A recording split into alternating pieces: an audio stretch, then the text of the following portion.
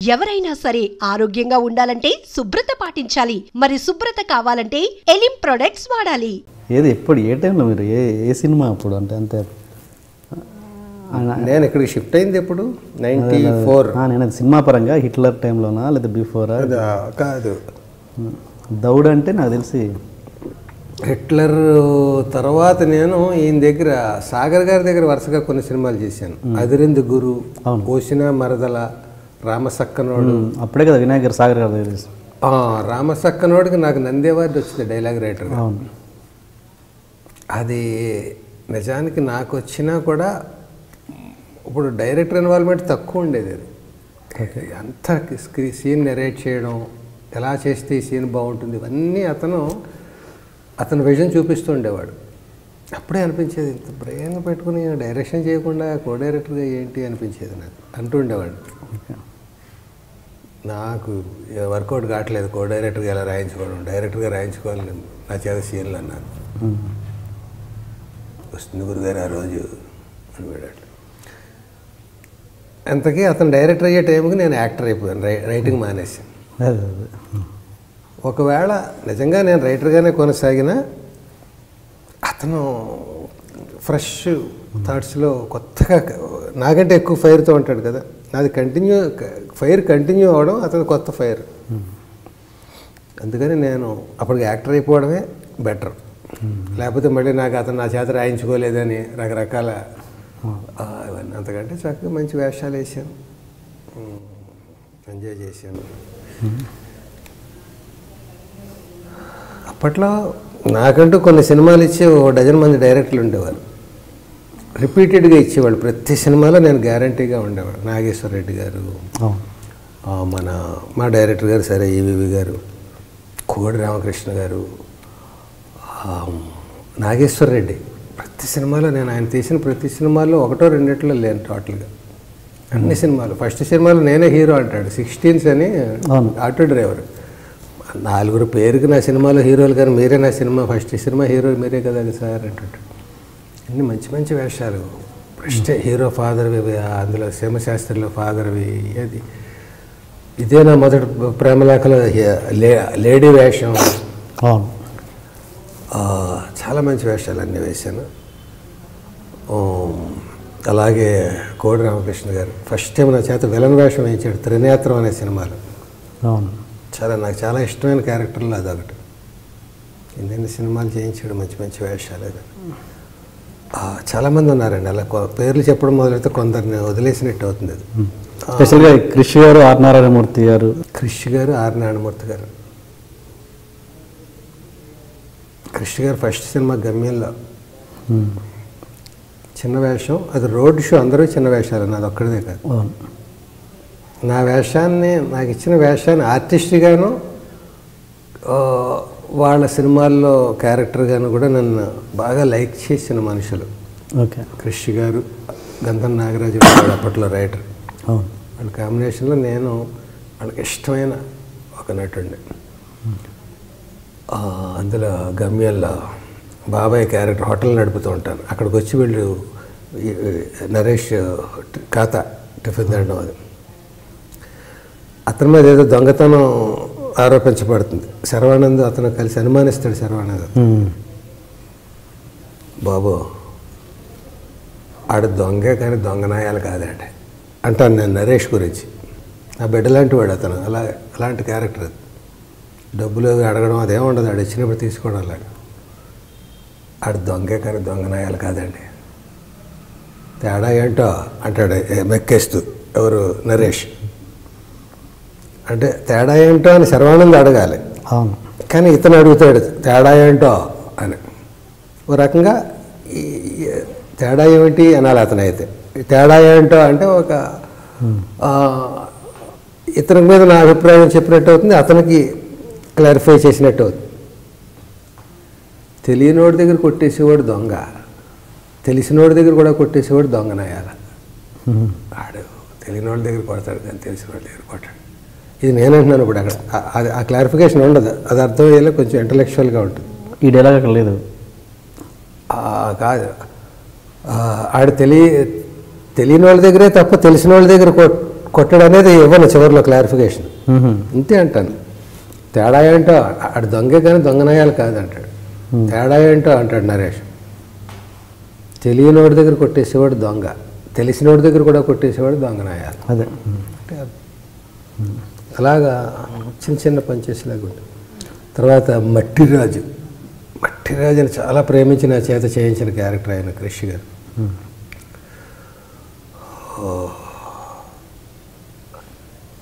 అడవిలో జరిగిన కెలామిటీ వల్ల మట్టి స్కామ్ జరుగుతుంటే నేను మట్టిని దాచేసుకుంటూ ఉంటాను.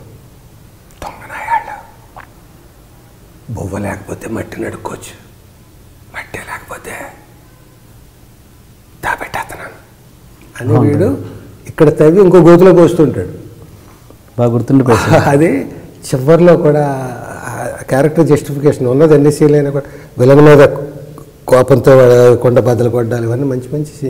అవును, ఇది స్టాలిన్లో నా వేషం లాంటిది. వేషం చిన్నదైనా గుర్తుండిపోయే వేషం అది. ముఖ్యంగా ఆయన ప్రేమించి నేనే వేయాలనుకునేది. అలాగా ఆయన హాస్యానందం నా దాంట్లో ఒక ఆర్టికల్ రాశాడు. నాకు ఎల్బి శ్రీరామ్ మీద పట్టరాని కోపం, అలాంటి రైటింగ్ పెట్టి చిన్న ఐటెం. ఎందుకంటే మంచి మంచి రైటర్లు అందరూ ఇలా యాక్టర్లు అయిపోతున్నారు అనేది ఆయన ఎక్స్ప్రెషన్ అన్నమాట. వాళ్ళందరూ ఏమైనా ఓ మాట మనం ఇలా అంటే బాగుంటుందా చూడండి అంటే బ్రహ్మాండంగా ఉంది అనేవాళ్ళే తప్ప ఇతను ఇన్వాల్వ్ అయిపోతున్నాడు అనే టైప్ కాదు. ఇందాక సో ఇంకా ఆర్ నారాయణమూర్తి గారు, ఆయనతో ఒక జోనర్, ఒక టైప్ ఆఫ్ సినిమా. అందులో నన్ను పెద్ద పెద్ద వేషాలు, మంచి మంచి వేషాలు చాలా సినిమాల్లో ఇచ్చాడు. ముఖ్యంగా వేగు చుక్కలని అందులో భద్రపోయే క్యారెక్టర్. చివరికి గాలిని కూడా పోగొట్టేసుకుంటాడు. ఈ స్కామ్లని వాటర్ని అమ్మేస్తున్నారు, ఇది అమ్మేస్తున్నారు, గాలి కూడా రేపు అమ్మేస్తారని మెంటలో పిచ్చోడైపోయి వ్యవసాయదారుడు వాడు. అందులో దెబ్బతినేసి పిచ్చోడైపోయి ఈ మైకా సంచి పాల కవర్ లాంటి దాంట్లో గాలి ఊదేసి, నాకు ఎంత గాలి అమ్మాయ గాలి దొబ్బేస్తారా రేపు, నాకు పర్వాలేదు నేను గాలి దాచుకుంటారా బాబు. ఇలాగ రోడ్లో తిరుగుతుంటాడు. భలే సీన్లు దాంట్లో. ప్రతిదీ కూడా స్ట్రైక్స్ చేస్తారు రైతులందరూ. వీడు బుద్ధి చెప్తాడు. వీడు అందరూ స్ట్రైక్ చేస్తుంటే రైతులు వీడు అడ్డదారిని అమ్మేస్తున్నావు, నువ్వు ద్రోహం చేస్తున్నావు సమ్మెకి ఇది అంటే వాడు రిటార్ట్ ఇస్తాడు. చివరికి ఎవరికి రిటార్ట్? షావుకారు నా దగ్గర కొన్నాడికి, మా వాళ్ళకి కాదు. ఆడికి ఆ బుద్ధి చెప్పడానికి నీకు స్ట్రైక్ వ్యతిరేకంగా వెళ్ళాను తప్ప. ఇట్లాగా మంచి మంచి వేషాలు. నేను నన్ను అంటుండేవాడు, బాబు మీరు యాక్టింగ్లో మీరు పోజులో శోభన్ బాబు అండి, యాక్టింగ్లో మా పిఎల్ నారాయణ గారు అండి. వేషం వస్తే చింపేస్తారండి మీరు, కానీ కొంచెం మీ దగ్గర ఆ చెక్కలు ఉన్నాయి. చెక్కలు ఏదో కొంచెం ఏదో నా రూమ్ ఇచ్చింది బాగుంది. అవుట్డోర్లో షూటింగ్ కదా పాప. ఆయన చిన్న చిన్న సినిమాలు. ఆయన అప్పటికి ఆయన ఎక్కడో చిన్న దాంట్లో ఉండి ఉన్న దాంట్లో మంచిదే మాకు ఇచ్చేవాడు. ఇంకా మేము ఏదో ఫ్యాన్ లేదా లేకపోతే ఇంకో వెళ్ళ కొడితే బాయ్ రావట్లేదా, ఏమో ఆర్టిస్టులకు సుఖాలు మరిగిన మీద ఇది కంప్లైంట్లు లాగా. అది ఉంటే బాబు ఏదో మేము ఉన్న దాంట్లో పెద్దదే మీకు ఇచ్చాను కదా, మంచిదే ఇచ్చాను కదా, నేను చూడండి అలాంటి దాంట్లో ఉన్నాను. రైటే, కానీ మరి మీ దౌర్భాగ్యం ఇలాంటి సుఖాలకు అలవాటు పడిపోయి మీరు లెవెల్లో శోభన్ బాబు అండి బాబు, యాక్టింగ్లో పిఎల్ నారాయణ గారండి. చాలా చూడారు. వేలు గారు, పిఎల్ నారాయణ గారు, తర్వాత మీరేండి అని చాలా సందర్భాల్లో ఉంటుంటారు.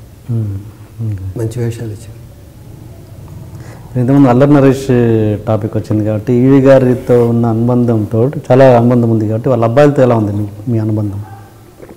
బ్రహ్మాండం. వాళ్ళ అబ్బాయి కూడా ఇప్పుడు ఇవే నేను 10-12 మంది నాకు వేషాలు రెగ్యులర్గా ఇచ్చేవాళ్ళు అన్నాను. అందులో అల్లరి నరేష్ ప్రతి సినిమాలో ఉండేవాడు. ఓకే. తర్వాత ట్రెండ్స్ మారుతున్నాయి, ఈక్వేషన్స్ మారుతున్నాయి, కాంబినేషన్స్ మారుతున్నాయి, క్యారెక్టర్లు మారుతున్నాయి సినిమాల్లో. ఒక రకంగా నన్ను వాళ్ళు అసంతృప్తిపరచడం ఇష్టం లేకే ఇవ్వలేదు అనుకోవాలి తప్ప అందరూ మీటింగ్ పెట్టేసుకుని అరే అందరూ కాళ్ళు పైకి ఎత్తండి, ఎల్బి శ్రీరామ్ మనం ఒక తొక్కు తొక్క అందరూ కలిసి ఒక తొక్కు సరిపోదు. ఆ ఒకటి అడుగులో డైలాగ్ ఉంటుంది, రావుగోపాల్ ఎవడరా అక్కడ అంటే బ్రహ్మానంద గారు ఏంటి మెడబట్టి కట్టేయడానికి నువ్వు అక్కడో సరిపోగానే మన స్టాఫ్ మొత్తాన్ని పిలు అంటే అలాగా ఊదేవులే బొడగాని ఏనంటాడు. అలాగా అలా అందరూ కాలు పైకెత్తేసి నన్ను తొక్కేయాలి. ఎవరు కష్టపడతారు? నన్ను ప్రేమించిన వాళ్ళే నన్ను, ఎవరితో ఒక్క ఇన్సిడెంట్ లేదు కదా. అది కాలం మారు ప్రవాహం, అది అట్లా వస్తూ ఉంటుంది. అది ఆ క్యారెక్టర్లు పోనీ ఉండి మనకి ఇవ్వట్లేదంటే అనుకోవచ్చు. ఇప్పుడు మిథునం టాపిక్, మిథునం సినిమాలో ఫస్ట్ బాలసుబ్రహ్మణ్యం గారి ప్లేస్లో మిమ్మల్ని అనుకున్నారంట భరణి గారు. మొత్తానికి చరిత్ర అంతా అవుతున్నాం. అసలు అది మీ మీద చాలా వర్క్ చేశారు, మీరు దానికి గెటప్స్ కూడా అనుకున్నారు, మరి అంత అనుకుని నేను అన్ని ఆబ్జెక్టివ్ టైపుల్లో నువ్వు 1 లైన్ క్వశ్చన్ అడిగితే నేను 1/2 లైన్లో జవాబు ఇవ్వాలి అనుకుంటున్నాను ప్రతి ప్రశ్నకి. నువ్వు అడిగే ప్రతిదీ కూడా ఒక వాల్యూమ్ 1 వాల్యూమ్ 2 కూడా పెడితే తప్ప అవ్వని అంత ఏం పర్లేదు, డీటెయిల్గానే కావాలి. చెప్పండి ఎందుకు మీరు అది ఎక్కడ కుదరలేదు? నాకు తెలిసి మీరు అలాంటి క్యారెక్టర్లు వదులుకోరు, అలాంటి క్యారెక్టర్లు మీరు కోరుకుంటారు. అన్నీ జరిగాయి. ప్రొడ్యూసర్స్ ఎల్బి శ్రీరామ్ మీద మార్కెట్ ఓకే. అతను కూడా విశ్వ ప్రయత్నం చేశాడు భరణి.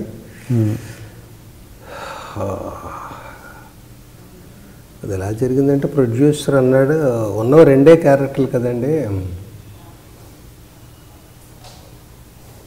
అడ్వాన్స్ పంపించాడు పెద్ద అమౌంట్ నాకు.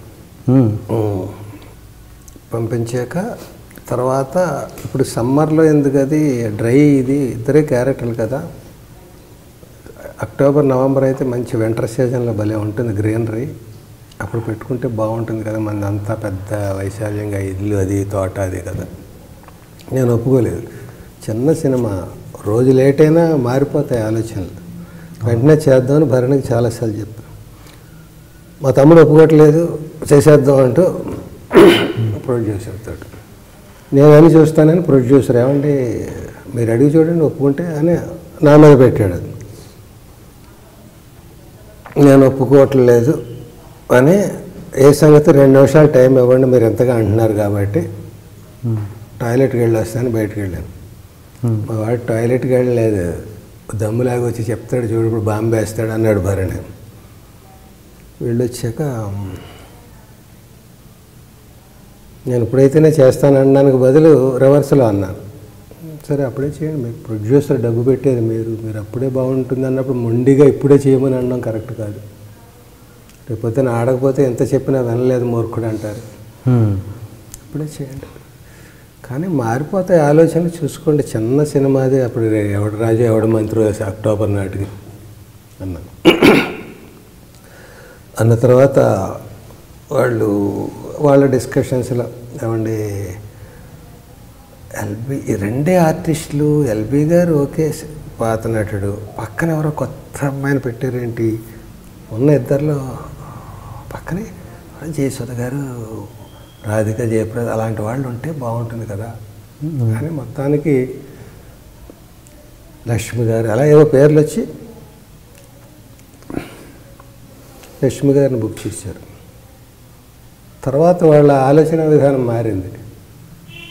ఎల్బి గారి పక్కన అమ్మాయి ఏంటండి అన్నది ఇప్పుడు లక్ష్మి గారి పక్కన ఎల్బి గారు ఏంటండి ఇలాగొచ్చింది. సో కట్ చేస్తే భరణి ఎల్బి శ్రీరామే ఉండాలి నాకు అన్నాడు. అది ఆలోచించండి ఇంకోసారి, అక్టోబర్ దాకా టైం ఉంది కదా అన్నాడు. అక్టోబర్కి ఆ ప్రొడ్యూసర్ లేడు, ఆ సినిమా లేదు, ఆ ప్రాజెక్టు లేదు. నేను అది ఇన్సల్ట్గా భావించి నాకు ఇచ్చిన అడ్వాన్స్ తిప్పి పంపేశాను. ఓకే, పెద్ద అమౌంట్ అది. అది చూసి ఆయన అన్నాడట, ఇలాంటి వాళ్ళు కూడా ఉంటారు ఇండస్ట్రీలో, కోపం వచ్చి డబ్బులు ఉంచుకోవాలి తప్ప వెనక్కి పంపేయడం ఏంటి అన్నాడు. సో నా వరకు ఐఎమ్ క్లియర్. నేను అనుకో చాలా కష్టపడ్డాను దాని గురించి. కరాటే నేర్చుకున్నాను. ఒక సీన్లో అది కరాటే చేయాలి, ఒక సీన్లో వాడు ఇంగ్లీష్ ఇది చెప్పాలి, అది ఎడమండి లెసన్ చెప్పాలి. కాలేజ్ స్కూల్ హెడ్ మాస్టర్ వాడు. చెప్పాలి. ఇంకో దాంట్లో వేదం ఘనపు చదవాలి, సంస్కృత మంత్రాలు. 3 పిహెచ్డీలు వాడు. సాంస్క్రిట్ 3 ఎంఏలు, Sanskrit MA, Telugu MA, English MA 3 చదివాడు వాడు. 3 ఎంఏలు చదివిన రిటైర్డ్ ఒక మనిషి ఇంత హ్యాపీగా పిల్లలందరూ వెళ్ళిపోతే రిటైర్డ్ జీవితం అలా గడుపుతున్నారు. టెర్రర్ వాడు, అంటే ఊళ్ళో అందరికీ ఆ కాంపౌండ్లో తొంగి చూడడానికి భయపడతాడు. వాడు రాజ్యం అది, ఏడమ్మండి ఏవిలా వాడు. ఇలా అలాగ అనుకుని పాఠం చెప్తాడు. అవన్నీ కథకి లింకులు. నేను కూడా రైటర్ కాబట్టి కొంత ఇన్వాల్వ్ అయ్యి కొంత స్క్రిప్ట్ వర్క్ చేశాను. చేసిన తర్వాత దాని గురించి ఇంగ్లీష్ ప్రొనౌన్సియేషన్ అది తెలుసుకోవడం కోసం ఉస్మానియా యూనివర్సిటీలో ప్రొఫెసర్ దగ్గరికి వెళ్ళి ఒక నెలలు అది నేర్చుకున్నాం. వేదం ఘన నేర్చుకున్నాను. ఒకడిని ఎక్కడో ఎస్ఆర్ రావు నగర్ అదేదో అక్కడెక్కడో ఉన్నాడు ఒక ఆయన, మా నాన్న దగ్గర శిష్యుడు ఆయన, ఘనాపాటి. ఆయన దగ్గర ఘన నేర్చుకున్నాను. ఒక చోట చివరిలో పెళ్ళం చావు బతుకుల్లో ఉంటే ఘన చదివి తా విష్ణు పాహి పాహి విష్ణు తా విష్ణు పాహి పాహి విష్ణు తాస్తా విష్ణు పాహి విష్ణు పాహి పాహి విష్ణు విష్ణు పాహి పాహి పాహి పాహి విష్ణు విష్ణు పాహి పాహి ఇలాగా ఒక 4-5 నిమిషాలు చదివి వాడు భార్య ఆరోగ్యం గురించి, నా భార్యను బతికించమనడానికి వాడు ఒక తపస్సు చేసినట్టుగా ఒక ఘన చదువుతాడు. చేస్తూ లక్షవత్తులను అన్ని దీపాలు అవన్నీ చేసేవన్నీ లక్షవత్తులు ఒక దాంట్లో పెట్టద్దన్న సినిమాటిక్ అయినా సరే 1,00,000 ప్రమిదలు తెప్పించి పెట్టిద్దాం. గ్రాండియర్ అదిగా ఉంటుంది. 1,00,000 కోట్లు అయిపోతుంది 1,00,000 ప్రమిదల్లో దీపానికి. అది పెట్టిద్దాం. ఆ రాత్రి పక్కన వర్షం చీట్ చేద్దాం, పోనీ ఎక్కడో ఏ కిటికీలోంచో వర్షం పడుతుందని చూస్తే అదే పెళ్ళానికి 104 టెంపరేచరు. దాన్ని బతికించడం కోసం వీడు లక్షవత్తులు నోము చేయించాలని కోరింది. చేసేస్తాడు రాత్రి స్నానం అది చేసేసి, భార్యకు కూడా స్నానం అది చేసి పట్టుబట్ట అవి కట్టించి కూర్చోబెట్టి మంత్రాలు అవన్నీ చదివి చేయిస్తాడు. క్లైమాక్స్ చాలా చిన్న సినిమా అయినా గ్రాండియర్గా ఉండాలని చేయించాక కట్ చేస్తే అది బతుకుతుంది, వీడు చచ్చిపోతాడు. అది రకరకాల దెబ్బలాడేసుకునే వాళ్ళం. ఇద్దరు చచ్చిపోతే ఎలా ఉంటుంది, మరి డ్రామాటిక్గా ఉంటుంది.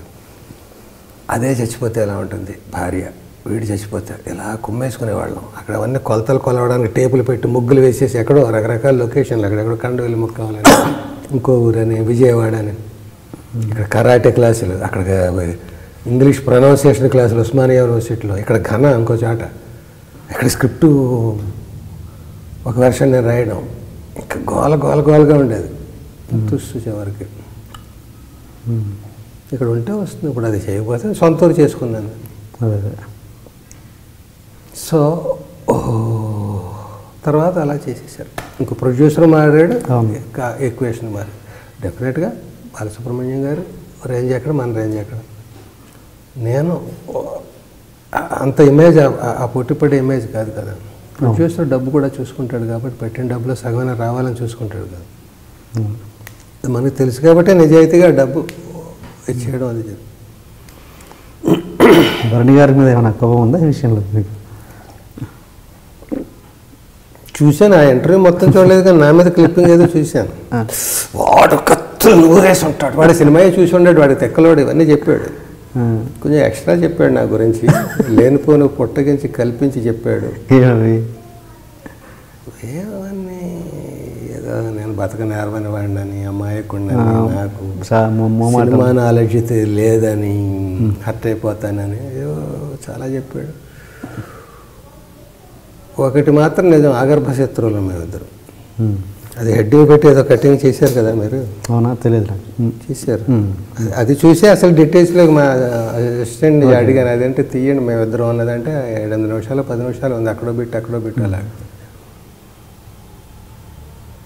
సో నాటకాల రోజుల్లో అసలు ఇద్దరు ఒకళ్ళని కేర్ చేసేవాళ్ళం కాదు. వెళ్ళి అలా చూసుకుందాం ఆ పరిషత్తులో, చూసుకుందాం ఈ పరిషత్తులో. Okay okay.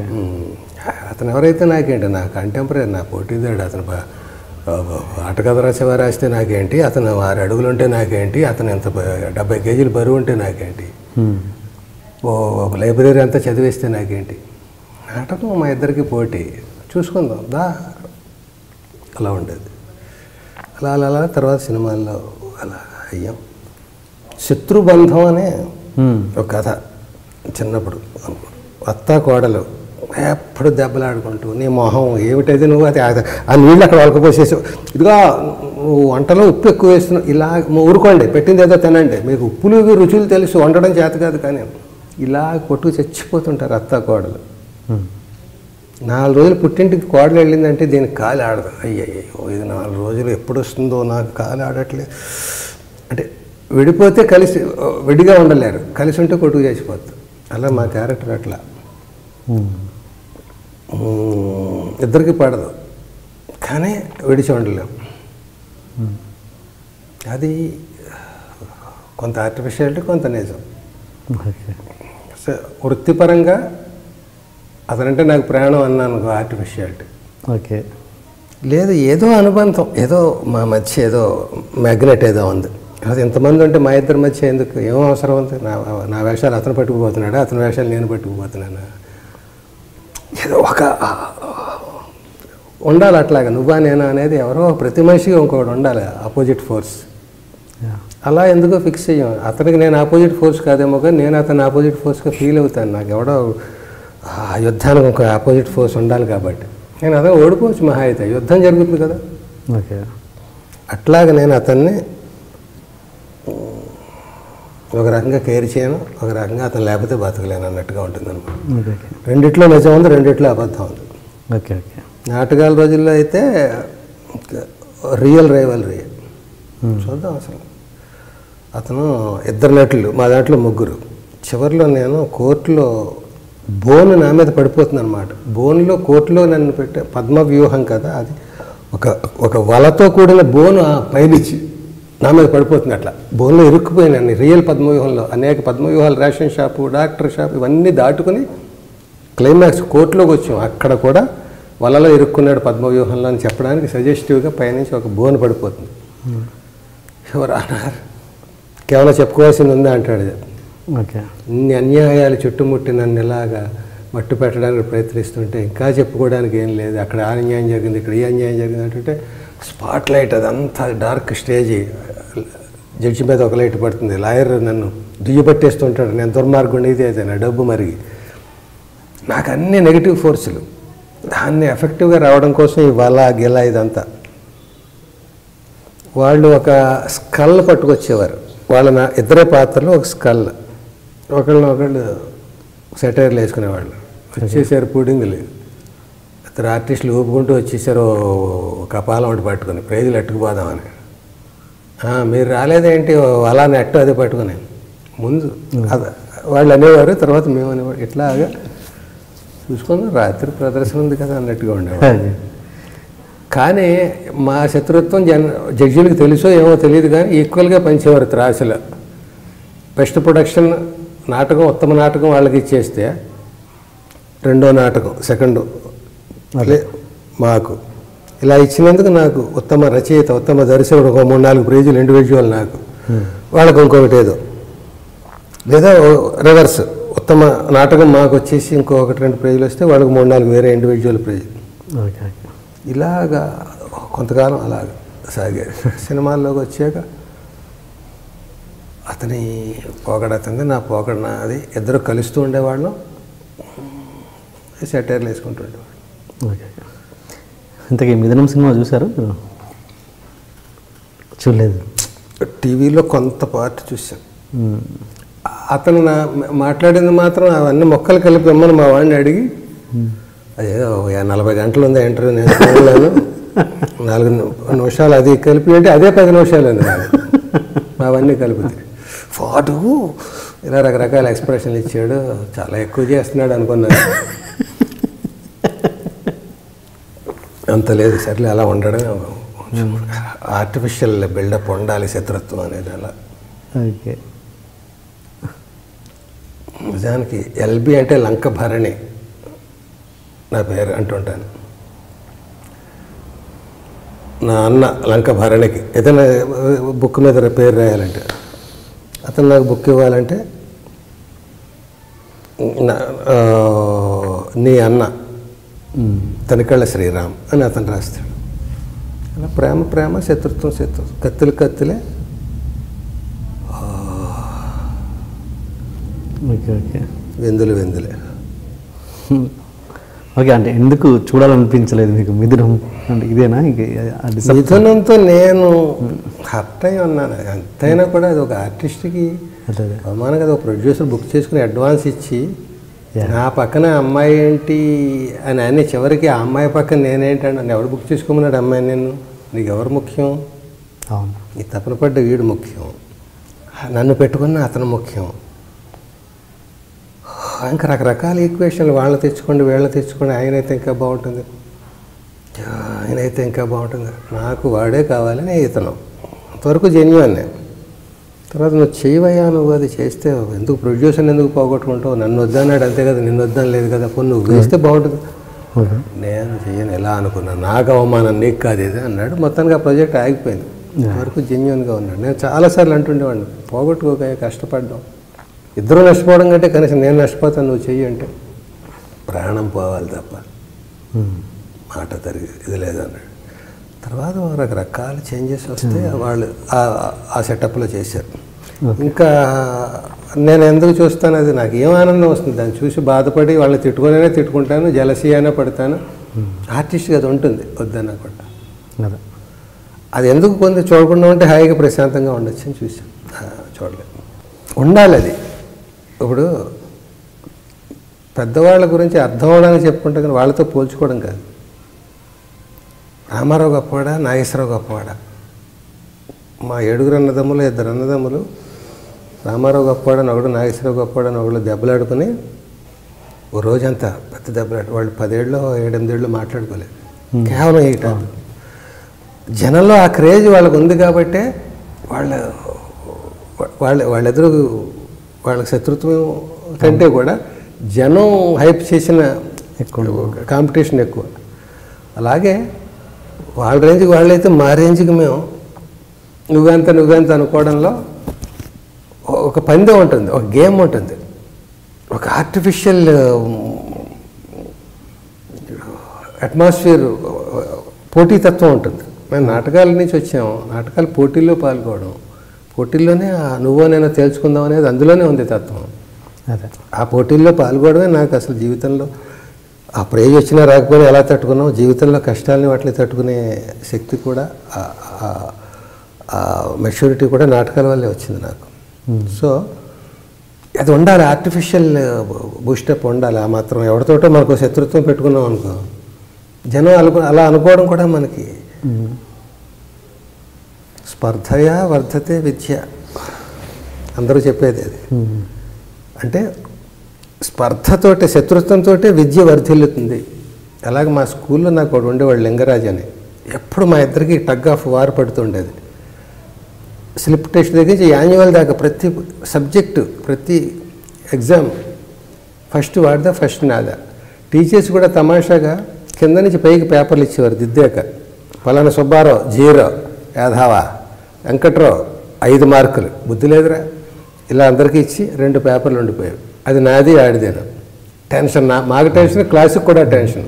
ఇప్పుడు ఫస్ట్ ఎల్బీదా ఆడేవాడు లింగరాజ్, ఆడిదా ఎవరితో ఒకళ్ళు ఫస్ట్ సెకండ్ చదివేవారు. అప్పుడు ఇంకా ఫస్ట్ ఎవరితో చదవక్కర్లేదు. అలా ఓ దాంట్లో వాడిదైతే ఓ దాంట్లో నాది, అలాగేదో ఉండేది. అప్పుడు ప్రతి చదవడం కూడా ఈసారి వాడు మొన్న ఫస్ట్ పట్టుకుపోయాడు, ఇందులో వాడికి ఇవ్వకూడదని. అలా ఎదగాలంటే ఒక ఇది ఉండాలి. లేకపోతే నేనే పుడిగి నేనే గొప్ప అనుకుంటే ఏం ఎదుగుతాం? మన మించిన వాడు లేడు అనుకుంటే అహంకారంతో ఏం చేయలేం. శత్రుత్వం అయితే మనకి శత్రుత్వం అయితే ఏమో కొట్టుకుంటున్నావా, ఏమన్నా కోర్టులో కేసులు వేసుకుంటున్నావా, మర్డర్లు చేసుకుంటున్నావా, అలాంటి ఇదే తప్ప మేము ఎంజాయ్ చేస్తాం.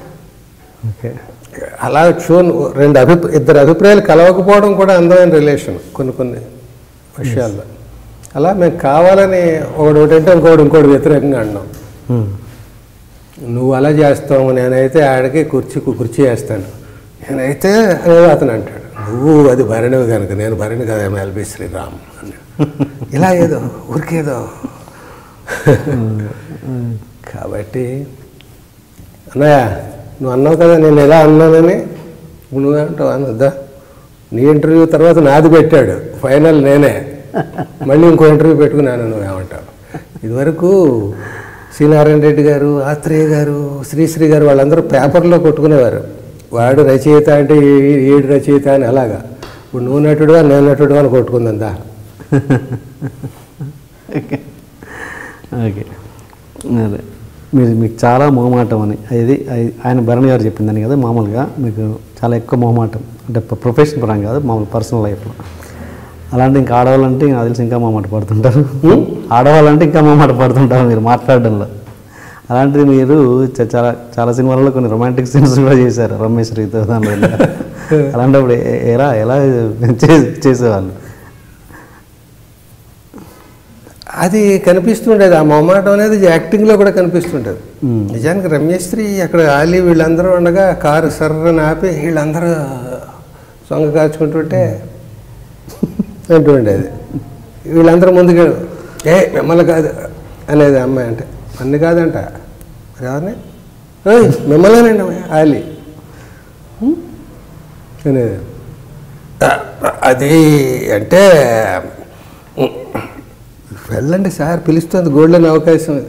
రేపు పొద్దున మళ్ళీ మీరు క్లాసులో ఏం చెయ్యం, వెళ్ళండి బాబు మహానుభావు లేక ఏదో అనుకుంటే అక్కడికి వెళ్ళి తలుపులు వేసేసి ఇంక మళ్ళీ దానికి బిల్డప్ వాళ్ళు ఓ చోట చేరుతారు. ఇది చూసి దాని స్క్రీన్ ప్లేలో చిన్న మాయ చేశాడు, కొంచెం గ్యాప్ ఇచ్చి చేశాడు అక్కడ చెప్పినట్టుగా. బోల్డ్ పెట్టడం, బట్టలు ఇది ఏదైనా బనీలు కూడా తీసేయమని. బాడీ కొంచెం వీక్ ఇంత చేసి ట్విస్ట్ ఏంటంటే పిల్లలు అందరు బొలు వచ్చేస్తారు. చూసారా, చిన్నప్పుడు బూస్ట్ తాకిపోతే పెద్దప్పుడు అంకుల్లా అయిపోతారు. నేను షాక్, అసలు నాకు ఆ సీన్ ఇక్కడ నిజంగా అసలు నువ్వు అన్నట్టుగా అది చేయడమే మొహమాటం మనకి. తీరా చేసిన తర్వాత ట్విస్ట్, అది అక్కడా దెబ్బ ఇక్కడా దెబ్బ. అది అసలు ఆ థాట్ గొప్ప సీన్లు అది ఒకటి. ఒక పిల్లలకి బుద్ధి చెప్పడానికి ఒకరికి ట్రాప్ చేసి కారు ఎక్కించుకు ఇంటికి తీసుకురావడం అనేది అసలు ఆ థాటే నావెల్ థాట్. ఇది ఓకే, దీంట్లో రొమాన్స్ ఏముంది ఏం లేదు, కానీ కొన్ని రొమాంటిక్ సీన్స్ కూడా చేశారు మీరు. ఇంకా తప్పదే. ఇప్పుడు రావు గోపాలరావు గారు అన్నట్టుగా కొన్ని వేషాలు వేయాలి, కొన్ని వేషాలు వేయాలండి అయ్యా అన్నట్టుగా వేయాలి కదా. అన్నీ మనకి చెప్పరు కదా. స్క్రిప్ట్ ఇదిగో అండి మేము ట్రైల్ కూడా షూట్ చేసాం, ఇలాగే ఉంటుంది మీ క్యారెక్టర్ అని చెప్పరు కదా. పైగా ఇబ్బంది ఏమైనా ఉంటే అసలు చెప్పరు. అందులో బాగున్న సీన్లే రెండు చెప్తారు, మీద అయ్యి బాబోయ్ మామూలు క్యారెక్టర్ కాదండి ఇది అన్నట్టు. ఆహా మంచి వేషం నాళ్ళకి పడింది అనుకుంటున్న తర్వాత ఇందులో కొన్ని ఇలాంటివి ఉంటాయి. అది ఉంది కనుక నేను చేయనని వెళ్ళిపోయే పరిస్థితులు ఉండవు. మన హీరోలు అలా రిజెక్ట్ చేయడానికి, సీన్లు మార్పించేయడానికి. మార్పిస్తేనే ఇందాక మాట్లాడుకున్నాం కదా, మీరు అందరిలో ఇన్వాల్వ్ అవుతారట, ఇంటర్ఫీర్ అవుతారట అనేది అది కంప్లైంట్గా అనుకున్నాం కదా. మరి అలాంటి ఉన్న వేషాలు పోతాయి కదా. ఇలాంటి సీన్స్ టీవీలో కానీ థియేటర్లో చూసినప్పుడు ఇంట్లో రియాక్షన్ ఏంటి? మేడం రియాక్షన్ కానీ పిల్లల రియాక్షన్ కానీ? తెలుసు నా గురించి, నా చరిత్ర తెలుసు కాబట్టి సినిమాలో చేయాలి తప్పదు అనుకుంటారు తప్ప పిల్లలు వాళ్ళు ఏం ఎక్స్ప్రెస్ చేస్తారు. పాప నన్ను భలే చేసాడు నన్ను ఇంకా బాగా చేసి ఉండాల్సింది అని వాళ్ళు అనుకుంటారేమో కానీ నాకు చెప్పరు కదా. అంటే కొంచెం ఏదైనా అదనమాట. యాక్టింగ్ పరంగా మీరు ఇంకా ఏదైనా చేయాలనుకున్న డ్రీమ్ క్యారెక్టర్ అండ్ మీరు ఇంకా ఫలానా డైరెక్టర్తో వర్క్ చేయాలనుకున్న డైరెక్టర్ ఏదైనా ఉందా? అలాంటి పాత్ర కానీ అలాంటి డైరెక్టర్ కానీ? రెండు కూడా ఫలానా పాత్ర నా దగ్గర ఏం లేదు, కానీ చెయ్యని పాత్రలు బోల్డ్ ఉన్నాయి. నేను ఏం చేశాను, క్యారెక్టర్లు 400 సినిమాలు చేశాను. అందులో కొన్ని రెప్యుటేషన్స్ ఇవి తీసేస్తే 200 క్యారెక్టర్లు చేసి ఉంటాను. Variety of characters 250 చేశానేమో. 250 మనుషులే నా విచిత్రమైన మనుషులు అంట. ఎన్ని రకాలు ఉన్నాయి. అవన్నీ ఒక రైటర్గా ఉన్నప్పుడు అలా చేయొచ్చు ఇలా చేయొచ్చు ఎవరిని చూసినా కూడా అలా అనిపిస్తుంది. మనకు అనిపించింది అలా చేసేయలేం కదా. సో ఎన్ని చేసినా ఇంకా మిగిలిపోతూ ఉండాలి. ఇందాక చెప్పానే, ప్రతి కథకి పూర్వకథ ఉత్తర కథ రెండు ఉంటాయి. ఇదే కథ కాదు జీవితం అంటే. మన 80 ఏళ్ళ 100 ఏళ్ల జీవితంలో ఒక ఏడాదో 2 ఏళ్ళ కథ ఇది. అంతకుముందు 25 ఏళ్ళ కథ, 24 ఏళ్ళ కథ ఉంది. ఈ తర్వాత 74 ఏళ్ళ కథ ఉంటుంది.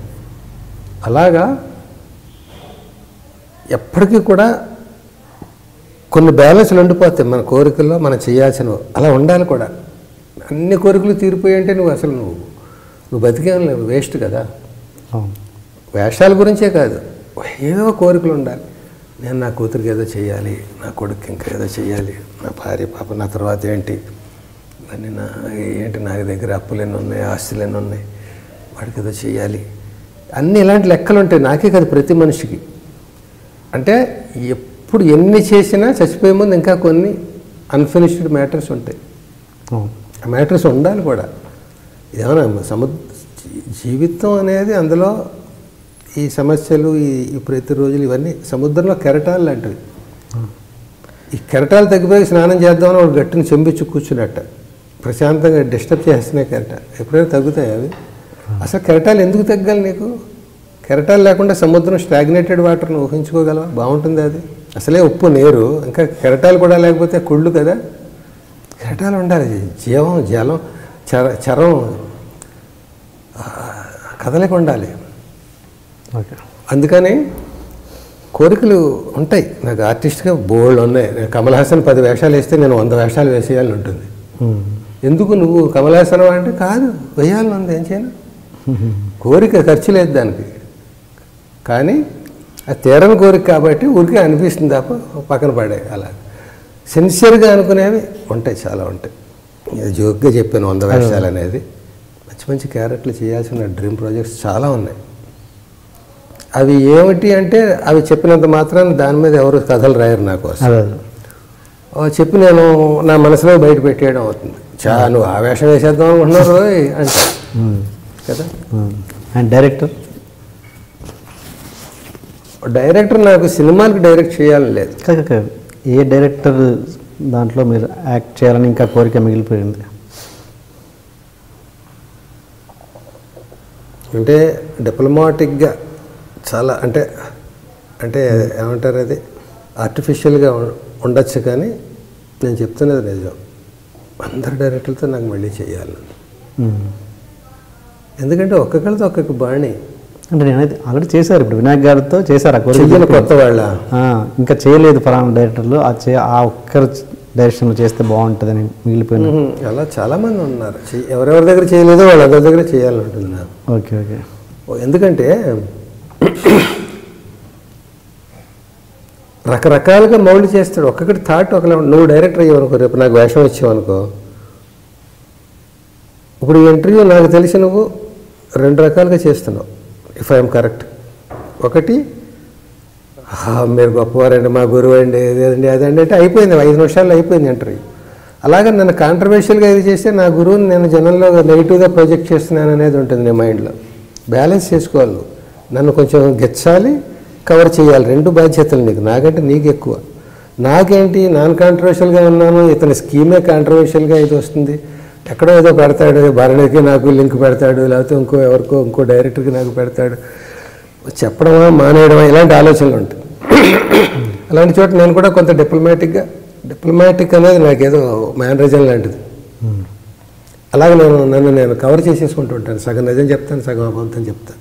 నేను అన్ని నిజాలు చెప్పడానికి హరిశ్చంద్రుని కాదు, పేరు పెట్టుకునేది మాత్రం శ్రీరాముని కాదు. నాకు నా ఉప్పుగారం, నా సమస్యలు, నా వయస్సు, నా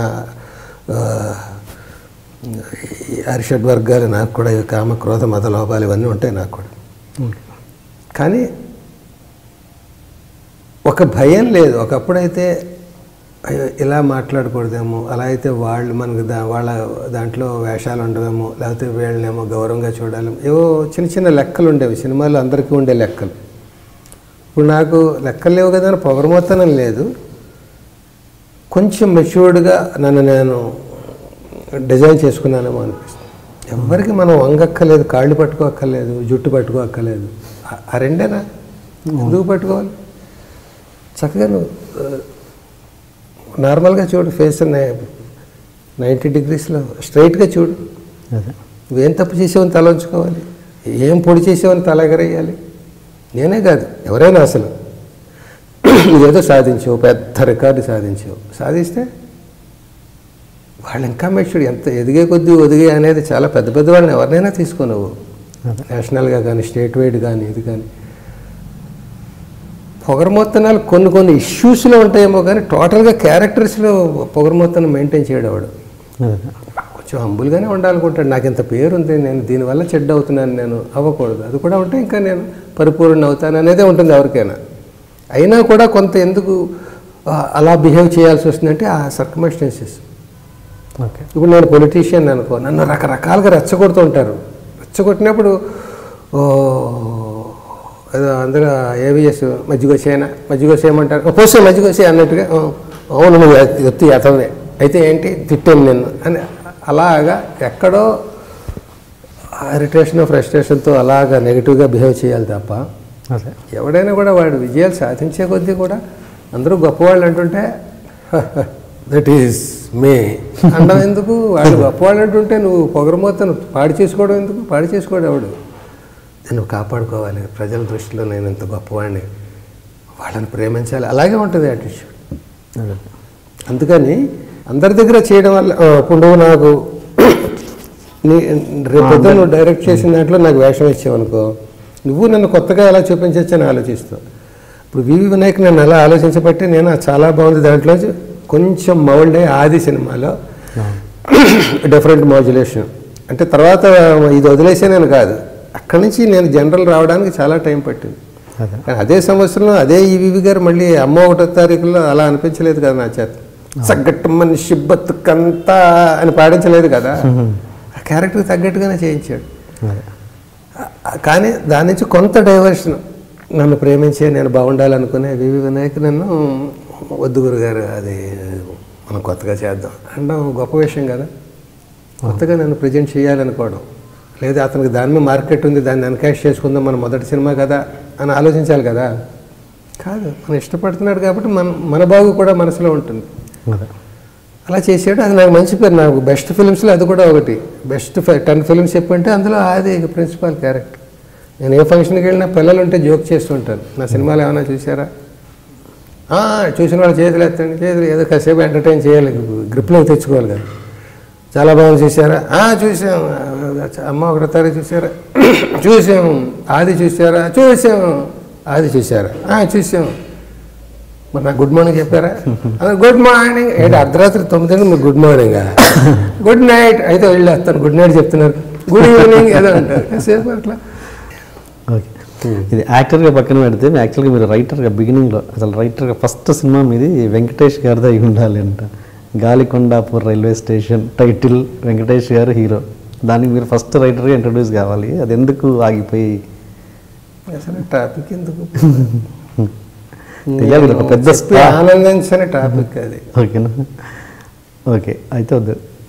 అంటే పెద్ద స్టార్ హీరో కదా. అయ్యో వెంకటేష్ గురించి కాదు, నాకు తెలుసు, అర్థమైంది. ఆ ప్రాజెక్ట్ గురించి ఎక్కడ పనిచేసానని ఆ టాపిక్ మాట్లాడడం నాకు కొన్ని నేను ఏదో కడుపు చించుకుంటే కాళ్ళ మీద పడుతుంది అన్నట్టుగా.